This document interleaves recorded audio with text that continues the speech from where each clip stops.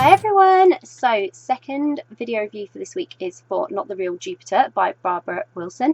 If you want to check out my review, I have just posted that. So if you're on YouTube, there's a link in the description below, and if you're on Facebook or on my blog, then there's a link within the post. And this is the video review. So Not the Real Jupiter by Barbara Wilson. Really quite an intense mystery, like really intense. It's part of a series, Cassandra Riley mystery series, and I haven't read any others. But Cassandra Riley, she's kind of in the middle of translating 2 manuscripts when she finds herself in several complicated situations. A publishing dilemma leads then to a meeting with a publisher, only to discover that she's now also caught up in the mystery of a death when a body is found. So like there is so much going on, and she's stuck in a foreign country. She's unable to leave while the suspicious death is being investigated, and Cassandra sort of decides to do a little digging of her own in an attempt to sort of solve the mystery and get home. So Cassandra is kind of a really complex character. She can do a lot. It was a great story, and really alluded to mystery and delivered something exciting and different.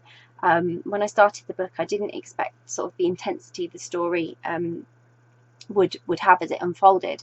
And then Cassandra, although a translator by trade, she had this unique set of skills that meant she just had a talent for uncovering pieces of a mystery. She was just really good at like talking to people, interacting with people, finding things out.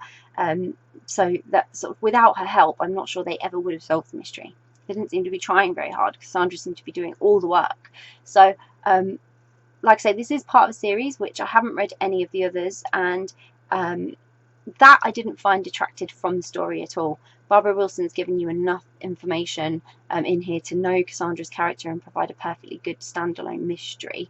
It's difficult to say too much about it without giving away too much of the story, but Cassandra, you can talk about Cassandra because she's one of those complex, strong characters. She's determined, and I think if you've read the other books in the series, you might know her a little better. And I'm certainly intrigued by her and finding out more about her.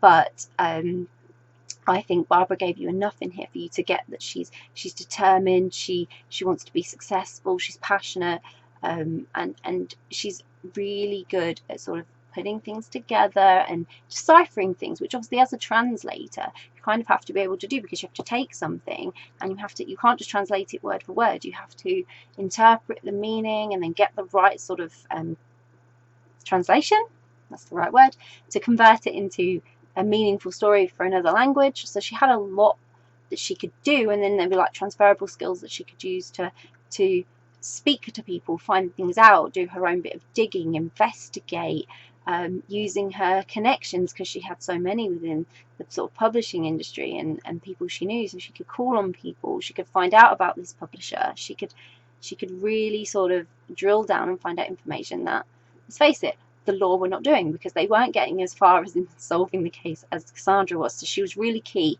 in sort of getting to the bottom of what had happened before she even arrived. So she had a lot of work to do, but it was a really thrilling mystery. It had lots of twists and turns to sort of keep you on your toes, humour, and then it had this touch of like surreal calmness that made it exciting. Even though it had a calmness to it, it was quite chilled in like the way it played out, but it had that intensity behind it. So I really liked that. It was something different that I haven't experienced before. So I really enjoyed it, and I hope you will too. I'll pop a link in the description so you can go and grab a copy of Not the Real Jupiter by Barbara Wilson, which I hope you will. If you've read Not the Real Jupiter, I'd love to hear your thoughts on it. Please comment below. Please let me know what you thought of the story and the mystery and the character. And if you've read the other books in the series, I would be great to hear your thoughts on those as well.